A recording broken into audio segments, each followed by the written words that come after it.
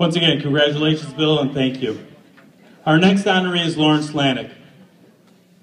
Lauren enters the Hall of Fame as a coach. If you know Lauren, you know her not as a coach, but as the athletic secretary. However, we need to note that Lauren has coached every single one of our coaches on what they need to do and how to do it, when to do it, and emphasizing the when to do it. Not only did she coach the coaches, but she coached 5 different athletic directors that Fraser has ever had. She joins the Hall after serving 25 years in her position, and today is being recognized for her strong and friendly support of kids, coaches, athletic directors, and community.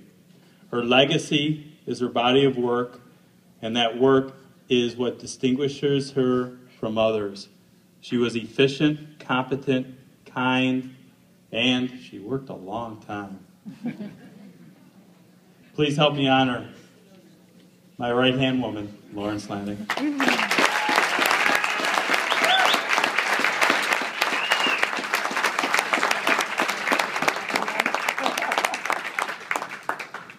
Hello, everyone.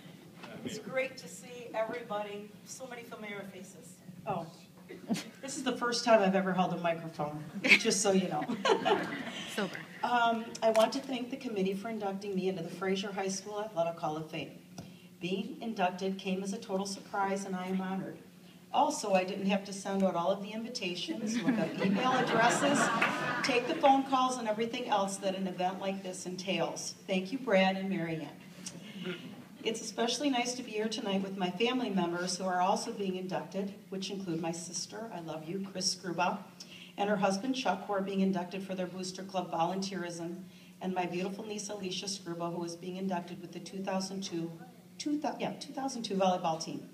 I'm also pleased to be inducted and reacquainted with the coaches and members of the volleyball and gymnastics teams, and with Dave, Eli, Kevin, Shayna, Angie, Nate, Heather, Jason, April, Katie, Kelly, and Jim. It's been a pleasure to see you all again now that you are all grown up. Then there is also the legendary Fife. My husband Dan and I have known Fife a long time, since our high school days. He has a memory like nobody else I know. He can sit and tell stories of Danny's high school shenanigans and remember details that won't be mentioned here. Bill, you have mentored and befriended so many lucky people. Danny and I are happy to be 2 of them. My career in the Fraser Athletic Department provided me a very happy life. It has been a wonderful place to work.